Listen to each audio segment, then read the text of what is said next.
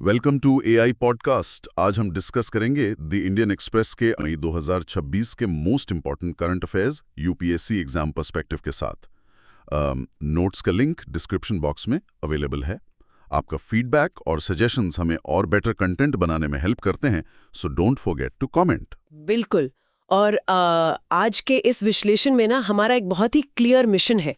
हम polity, economy, international relations और science से जुड़े कुल 12 सबसे महत्वपूर्ण विषयों को बारीकी से समझेंगे। इसका मेन उद्देश्य ये है कि इन खबरों के पीछे का जो असली अर्थ है, मतलब व्हाई इट मैटर्स, और उनके आपसी कनेक्शन को हम अच्छे से डिकोड कर सके। सही कहा। तो शुरुआत करते हैं देश के उस मुद्दे से जो सीधे हमारी संसद से जुड़ा है। मतलब अगर आज भारत में लोकसभा सीटों का दोबारा बंटवारा हो जाए तो देश की इकोनॉमी को सबसे ज्यादा रफ्तार देने वाले जो दक्षिण भारतीय राज्य हैं उन्हें सीधा 23 सीटों का नुकसान होगा। और वहीं अगर आप उत्तर भारत के 4 राज्य देखें तो उनके खाते में 31 एक्स्ट्रा सीटें जुड़ जाएंगी। बिल्कुल। एक तरफ आर्थिक शक्ति है और दूसरी तरफ ये बढ़ती हुई राजनीतिक ताकत। द इंडियन एक्सप्रेस में दिवेश कपूर और अरविंद सुब्रमण्यन का तो ताज़ा लेख है ना, वो इसी डेमोग्राफिक डेफिसिट की बात करता है, जो हमारे भारतीय संघवाद या कहें फेडरलिज्म के सामने एक बड़ा संकट खड़ा कर रहा है। तो इसे हम एक जॉइंट फैमिली या संयुक्त परिवार की तरह देख सकते हैं ना। वो कैसे? मतलब जहां कमाने वाले सदस्यों को लगता है कि उनका घर पर कोई कंट्रोल नहीं है, जबकि जो निर्भर सदस्य हैं उन्हें मदद चाहिए होती है। तो इस बढ़ते तनाव को सुलझाने के लिए लेखकों ने जो डेमोक्रेटिक सेंसिबिलिटी का सुझाव दिया है वो प्रैक्टिकली कैसे काम करेगा? बहुत ही अच्छा सवाल है। देखिए, इस संकट की जड़ में दरअसल फिस्कल ट्रांसफर्स का गणित है। जो राज्य अपनी जनसंख्या को कंट्रोल करने में सफल रहे हैं, उन्हें अब लग रहा है कि उनकी सफलता ही उनके लिए सजा बन गई है, क्योंकि हिंदी भाषी राज्यों को उनके इकोनॉमी में दिए गए योगदान के मुकाबले ना लगभग 90% ज्यादा संसाधन वापस मिलते हैं। बाप रे, 90%? हाँ, और इसके उलट दक्षिण और पश्चिमी राज्यों को उनके योगदान से 44 से 58% तक कम हिस्सा मिलता है। तो ये डोनर और लाभार्थी राज्यों के बीच एक ऐसा तनाव पैदा कर रहा है जो सिर्फ पैसों का नहीं है। बिल्कुल। भविष्य में जो राजनीतिक सत्ता छिन जाने का डर है वो भी है। एग्जैक्टली। तो डेमोक्रेटिक सेंसिबिलिटी या लोकतांत्रिक संवेदनशीलता का मतलब बस ये है कि केंद्र सरकार सिर्फ अपने नंबर गेम के आधार पर एक तरफा फैसले ना लें। जब दक्षिण के राज्यों का प्रतिनिधित्व लोकसभा में घटेगा तो केंद्र को नीति निर्माण में राज्यों के साथ और ज्यादा विचार विमर्श करना होगा। अच्छा, मतलब एक तरह का संस्थागत समझौता। हाँ, क्योंकि अगर अधिक विकास करने वाले राज्यों को हाशिए पर धकेल दिया गया तो भारतीय संघ का वो अलिखित भरोसा टूट जाएगा। सही बात है। और राष्ट्रीय स्तर पर प्रतिनिधित्व की इस बड़ी बहस से अब अगर हम स्थानीय स्तर पर आएं, बिल्कुल, तो वहां भी सत्ता की हिस्सेदारी का मुद्दा काफी गर्म है। बिल्कुल। यूपी कैबिनेट ने हाल ही में पंचायत चुनावों में ओबीसी आरक्षण तय करने के लिए एक डेडिकेटेड कमीशन बनाने को मंजूरी दी है। और ये फैसला सुप्रीम कोर्ट के उस ट्रिपल टेस्ट के दिशा निर्देशों के तहत है। तो अब ये ट्रिपल टेस्ट आखिर है क्या? देखिए, ट्रिपल टेस्ट की प्रक्रिया को समझना बहुत जरूरी है, क्योंकि ये हमारे नॉर्मल रिजर्वेशन से थोड़ा अलग है। ओके। सुप्रीम कोर्ट का तर्क ये है कि शिक्षा और नौकरियों में सामाजिक पिछड़ापन एक बात है, लेकिन स्थानीय प्रशासन में जो राजनीतिक पिछड़ापन है ना, वो बिल्कुल अलग बात है। अच्छा, तो इसके 3 चरण क्या हैं? पहला, एक विशेष आयोग या कमीशन का गठन। दूसरा, ये आयोग राज्य भर में पंचायत स्तर पर राजनीतिक पिछड़ेपन का एम्पिरिकल डेटा जुटाएगा। मतलब ये कोई सामान्य जनगणना नहीं है? नहीं, बिल्कुल नहीं। इसमें यह देखा जाएगा कि किस जाति का ग्राम प्रधान या जिला पंचायत स्तर पर कितना प्रतिनिधित्व रहा है। और तीसरा चरण ये सुनिश्चित करता है कि एससी, एसटी और ओबीसी का कुल आरक्षण किसी भी स्थिति में 50% की लिमिट क्रॉस ना करे। 50% की लिमिट? लेकिन यूपी में तो ग्राम पंचायत और जिला पंचायत मिलाकर 8 लाख से ज्यादा पद हैं। हाँ, आंकड़ा बहुत बड़ा है। इतने बड़े लेवल पर एम्पिरिकल डेटा जुटाना, क्या ये कदम सिर्फ एक संवैधानिक अनिवार्यता है या फिर 2027 के राज्य चुनावों के लिए पॉलिटिकली भी बहुत अहम है? दोनों ही बातें हैं। बिना इसके चुनाव हो नहीं सकते और पॉलिटिकली कोई भी सरकार ओबीसी वर्ग को नाराज नहीं करना चाहेगी। बिल्कुल। अब जब हम लोकतांत्रिक संस्थाओं और जवाबदेही की बात कर ही रहे हैं, तो न्यायपालिका की जवाबदेही भी उतनी ही महत्वपूर्ण हो जाती है। सही कहा। लोकसभा स्पीकर ओम बिरला को हाल ही में जजेस इंक्वायरी कमेटी द्वारा जस्टिस वर्मा के खिलाफ आरोपों की एक रिपोर्ट सौंपी गई है। भारत में किसी भी हाई कोर्ट या सुप्रीम कोर्ट के जज को हटाना दुनिया की सबसे कठिन प्रक्रियाओं में से एक है। ऐसा क्यों? क्योंकि ये जजेस इंक्वायरी एक्ट 1968 के तहत होता है। जब संसद में जज को हटाने का प्रस्ताव स्वीकार होता है ना, तो एक 3 सदस्यीय पैनल बनता है। इसमें कौन कौन होता है? इसमें अमूमन सुप्रीम कोर्ट के एक जज, किसी हाई कोर्ट के चीफ जस्टिस और एक सीनियर एडवोकेट शामिल होते हैं। इस समिति का काम सिर्फ आरोपों की जांच करना नहीं है, बल्कि ये तय करना है कि क्या ये साबित कदाचार की श्रेणी में आता है। लेकिन संवैधानिक पदों पर बैठे जजों को हटाने की ये प्रक्रिया इतनी जटिल क्यों रखी गई है? मतलब क्या ये न्यायपालिका की स्वतंत्रता बनाए रखने का ही एक तरीका है? जी बिल्कुल, इसे एक ढाल की तरह डिजाइन किया गया है। अगर जजों को हटाना आसान होता तो कोई भी बहुमत वाली सरकार अपने खिलाफ फैसला सुनाने वाले जजों को आसानी से बर्खास्त कर सकती थी। तो ये संतुलन बहुत सोच समझकर बनाया गया है। सही बात है। और न्यायपालिका की स्वतंत्रता इसलिए भी सर्वोपरि है क्योंकि उसी पर नागरिकों के अधिकारों की रक्षा की जिम्मेदारी है। खासकर जब स्टेट यूएपीए यानी अनलॉफुल एक्टिविटीज प्रिवेंशन एक्ट जैसे सख्त कानूनों का इस्तेमाल करता है। सुप्रीम कोर्ट का एक नया 102 पन्नों का फैसला आया है इस पर। हाँ, और ये फैसला लीगल और ह्यूमन राइट्स दोनों एंगल से बहुत बड़ा माइलस्टोन है। सुप्रीम कोर्ट ने स्पष्ट किया है कि बेल नियम है और जेल अपवाद। ये सिद्धांत यूएपीए जैसे सख्त कानूनों में भी लागू होता है। लेकिन यूएपीए में तो बेल मिलना लगभग असंभव माना जाता है ना? पहले ऐसा ही था, खासकर 2019 के वटाली केस के बाद। लेकिन अब अदालत ने 2021 के नजीब केस का हवाला दिया है। अच्छा। उन्होंने कहा है कि अगर आर्टिकल 21 यानी जीवन और त्वरित सुनवाई का अधिकार का उल्लंघन हो रहा है और ट्रायल में अत्यधिक देरी हो रही है तो आरोपी को बेल मिल सकती है।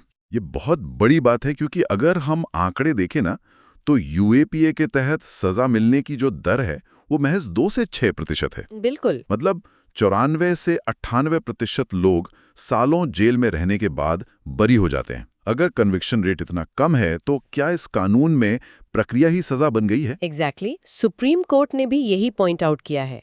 अगर राज्य किसी को गिरफ्तार करता है तो स्पीडी ट्रायल देना उसकी जिम्मेदारी है, वरना आप किसी को सालों तक बिना सजा के जेल में नहीं रख सकते। अधिकारों और न्याय की इस गहराई से की गई चर्चा के बाद अब जरा उस अर्थव्यवस्था पर आते हैं जो इस वक्त भारी दबाव में है। इकोनॉमी की हालत तो वाकई चिंताजनक है। हाँ, रुपया 96.4 प्रति डॉलर के अपने ऐतिहासिक निचले स्तर पर गिर गया है और विदेशी पोर्टफोलियो निवेशकों ने यानी एफपीआईज ने बाजार से 22.4 बिलियन डॉलर निकाल लिए हैं। और एचएसबीसी की रिपोर्ट तो इससे भी ज्यादा डराने वाली है। उन्होंने क्या कहा है? उनका अनुमान है कि फाइनेंशियल ईयर 27 में भारत का बैलेंस ऑफ पेमेंट्स यानी बीओपी घाटा 65 बिलियन डॉलर तक पहुंच सकता है। 65 बिलियन? जी। इसे अगर मैं घर के बजट के उदाहरण से समझूं तो ये वैसा ही है जैसे घर में अचानक खर्चे बहुत बढ़ जाएं और आमदनी घट जाए। बिल्कुल सटीक एनालॉजी है। तो क्या इसका मुख्य कारण सिर्फ ग्लोबल एनर्जी संकट है या ये जो विदेशी निवेश बाहर जा रहा है वो एक बड़ी चिंता है? देखिए, कैपिटल फ्लाइट या पूंजी का बाहर जाना बहुत बड़ी वजह है। अमेरिका के फेडरल रिजर्व ने ब्याज दरें बढ़ा रखी हैं, तो इन्वेस्टर्स को वहां सुरक्षित रिटर्न मिल रहा है। तो वो भारत से पैसा निकाल रहे हैं। हाँ, और जब डॉलर बाहर जाता है तो रुपए की मांग घटती है, रुपया कमजोर होता है और हमारा इंपोर्ट, खासकर तेल, और महंगा हो जाता है। और तेल से याद आया, अर्थव्यवस्था पर इस दबाव का सबसे बड़ा कारण हमारा एनर्जी इंपोर्ट ही तो है। बिल्कुल। अमेरिका ने रूस पर जो प्रतिबंध लगाए थे उसमें भारत को मिली छूट अब खत्म हो गई है। फिर भी भारत का रूसी तेल खरीदना जारी है। और इसके 2 बहुत ही स्पष्ट कारण हैं। पहला है कमर्शियल वायबिलिटी और दूसरा है हमारी नेशनल एनर्जी सिक्योरिटी। भारत अपनी जरूरत का 80% से ज्यादा तेल आयात करता है। तो जब बीओपी घाटा इतना ज्यादा हो और रुपया कमजोर हो तो हम अंतर्राष्ट्रीय बाजार के मुकाबले सस्ते रूसी तेल को छोड़ने का रिस्क नहीं ले सकते। ये बहुत दिलचस्प है कि भारत वैश्विक भू राजनीतिक दबाव यानी जियोपॉलिटिकल प्रेशर के बजाय अपनी राष्ट्रीय जरूरतों को प्राथमिकता दे रहा है। बिल्कुल। मतलब जियोपॉलिटिक्स अपनी जगह है और देश की एनर्जी सिक्योरिटी अपनी जगह। और जब तेल के पुराने रास्ते संकट में होना तो नए व्यापारिक रास्ते खोजना और भी जरूरी हो जाता है। हाँ, इसी कॉन्टेक्स्ट में भारत और ओमान के बीच 1 जून से शुरू होने वाले फ्री ट्रेड एग्रीमेंट को देखना चाहिए। एग्जैक्टली। ये जो ओमान के साथ CEPA या सेपा है, ये रणनीतिक रूप से बहुत महत्वपूर्ण है। क्यों? इसमें ऐसे क्या खास है? खास बात यह है कि ओमान के जो प्रमुख बंदरगाह हैं, सलाला और डुखम, वो हॉर्मुज़ जलडमरू मध्य या स्ट्रेट ऑफ हॉर्मुज के बाहर स्थित है। अच्छा, मतलब जो वेस्ट एशिया का क्राइसिस चल रहा है उसमें ये एक सुरक्षित रास्ता है। हाँ, ये भारत को एक सेफ ट्रांजिट विंडो देता है। और सबसे बड़ी बात, 98% टैरिफ लाइंस पर ड्यूटी 0 हो जाएगी। अरे वाह, ये तो बहुत स्मार्ट मूव है। मतलब संकट को अवसर में बदलना, हम अपनी सप्लाई चेन को सुरक्षित भी कर रहे हैं और एक्सपोर्ट्स भी बढ़ा रहे हैं। बिल्कुल। लेकिन सप्लाई चेन की लड़ाई दुनिया भर में सिर्फ तेल तक सीमित नहीं है ना? हाँ, ये भविष्य की तकनीक के जो खनिज हैं, क्रिटिकल मिनरल्स, उन पर भी लड़ी जा रही है। अमेरिका चीन शिखर सम्मेलन में रेयर अर्थ खनिजों पर से एक्सपोर्ट बैन ना हटने की जो खबर आई है वो काफी डराने वाली है। और इसमें सबसे ज्यादा फोकस इंडियम नाम के खनिज पर है। चीन ने पिछले कुछ महीनों में इंडियम का एक्सपोर्ट 2/3 तक गिरा दिया है। बाप रे। और ये इंडियम इतना जरूरी क्यों है? क्योंकि ये सेमीकंडक्टर चिप्स और 6G नेटवर्क्स के लिए एकदम क्रिटिकल है। जो नए फोटोनिक चिप्स बन रहे हैं AI के लिए, वो इसके बिना बन ही नहीं सकते। अगर चीन ने सप्लाई पूरी तरह रोक दी तो क्या बाकी दुनिया का तकनीकी विकास रुक जाएगा? मतलब क्या अमेरिका और भारत जैसे देशों को जल्द से जल्द इसके विकल्प नहीं खोजने चाहिए? विकल्प तो खोजने ही पड़ेंगे, और इसीलिए भारत तेजी से नई साझेदारियां कर रहा है। जैसे कि ओस्लो में हुआ तीसरा भारत नॉर्डिक शिखर सम्मेलन। बिल्कुल सही पकड़ा आपने। इस सम्मेलन में भारत ने नॉर्वे के साथ अपनी ग्रीन स्ट्रेटेजिक पार्टनरशिप को मजबूत किया है। और साथ ही PM मोदी और स्वीडन के PM का एक साझा लेख भी आया है लीड IT को लेकर। लीड IT, ये क्या है? Leadership group for industry transition. इसका फोकस उन भारी उद्योगों पर है जिन्हें हार्ड टू अबेट सेक्टर्स कहा जाता है, जैसे स्टील और सीमेंट। अच्छा, जहां कार्बन एमिशन कम करना बहुत मुश्किल होता है। एग्जैक्टली। उनके डीकार्बनाइजेशन पर जोर दिया जा रहा है। नॉर्डिक देशों के पास बेहतरीन तकनीक है और हमारे पास बहुत बड़ा इंडस्ट्रियल बेस। यहाँ सबसे शानदार बात यह है कि आर्थिक विकास और पर्यावरण संरक्षण यानी सस्टेनेबिलिटी को एक दूसरे का दुश्मन नहीं माना जा रहा। बिल्कुल नहीं। भारत नॉर्डिक देशों के साथ मिलकर यही साबित कर रहा है। लेकिन ग्लोबल स्तर पर पर्यावरण की चिंता तो अच्छी है, पर घरेलू स्तर पर हमारी क्या स्थिति है? डोमेस्टिक लेवल पर तो मामला काफी उलझा हुआ है। झारखंड के सारंडा जंगलों का विवाद इसका परफेक्ट उदाहरण है। हाँ, सारंडा जंगलों का मामला। सुप्रीम कोर्ट ने तो आदेश दिया था ना कि 314 वर्ग किलोमीटर के इस इलाके को वाइल्ड लाइफ सेंचुरी घोषित किया जाए। हाँ, लेकिन राज्य सरकार इस आदेश को लगातार टाल रही है। क्यों? वो आदिवासियों के अधिकारों का हवाला दे रहे हैं। उनका कहना है कि सैंक्चुरी बनने से आदिवासियों के अधिकार छिन जाएंगे। लेकिन सुप्रीम कोर्ट तो कह चुका है कि वन अधिकार कानून या FRA के तहत उनके अधिकार सुरक्षित रहेंगे ना? बिल्कुल। और पर्यावरणविदों का मानना है कि ये आदिवासियों के नाम पर असल में खनन लॉबी को बचाने की कोशिश हो सकती है, क्योंकि ये इलाका हाथियों का एक बेहद अहम कॉरिडोर है। ये तो वैसा ही है जैसे घर को आग से बचाने के बजाय इस बात पर बहस करना कि अंदर रखा फर्नीचर किसका है। बहुत सही कहा आपने। इस देरी का सीधा नुकसान बेचारे हाथियों के इकोसिस्टम को हो रहा है। हम धरती पर अपने जंगल बचाने में संघर्ष कर रहे हैं। और दूसरी तरफ देखिए, अंतरिक्ष में पूरी धरती के सुरक्षा कवच को समझने की तैयारी चल रही है। हाँ, स्माइल मिशन। बिल्कुल। स्माइल यानी solar wind magnetosphere ionosphere link explorer. ये तो चीन और यूरोपीय अंतरिक्ष एजेंसी ESA का पहला संयुक्त मिशन है ना? हाँ, ये मिशन इस बात का अध्ययन करेगा कि सोलर विंड यानी सौर हवाओं का धरती के चुंबकीय क्षेत्र पर क्या प्रभाव पड़ता है। ये बहुत ही रोचक विरोधाभास है, मतलब एक आयरनी है। कैसे आयरनी? हाँ, जमीन पर अमेरिका और चीन रेयर अर्थ खनिजों के लिए एक दूसरे से लड़ रहे हैं, लेकिन अंतरिक्ष में यूरोप और चीन धरती को बचाने के लिए हाथ मिला रहे हैं। वाकई विज्ञान की कोई राजनीतिक सीमा नहीं होती, ये बात यहाँ एकदम साबित होती है। बिल्कुल। तो अगर हम आज के इस पूरे एपिसोड, मेरा मतलब है आज की इस पूरी चर्चा का एक क्विक रिकैप करें, तो हमने शुरुआत की थी पंचायत लेवल पर OBC आरक्षण के ट्रिपल टेस्ट से। फिर हमने देखा कि कैसे डेमोग्राफिक बदलाव राज्यों के बीच एक डेमोक्रेटिक डेफिसिट पैदा कर रहा है। फिर न्यायपालिका में जजों के इम्पीचमेंट की जटिल प्रक्रिया और UAPA में त्वरित सुनवाई के अधिकारों पर बात की। और इकोनॉमी में जो $65 बिलियन के BOP घाटे का अनुमान है, उससे लेकर रूस से तेल खरीदने की हमारी मजबूरी, और ओमान के साथ नए सुरक्षित व्यापारिक रास्तों तक का सफर। साथ ही चीन के मिनरल्स पर एकाधिकार से लेकर अंतरिक्ष के स्माइल मिशन तक। किसी भी श्रोता या सिविल सेवा की तैयारी करने वाले के लिए यह समझना बहुत जरूरी है कि दुनिया में कुछ भी अलग थलग या आइसोलेटेड नहीं है। एकदम सही।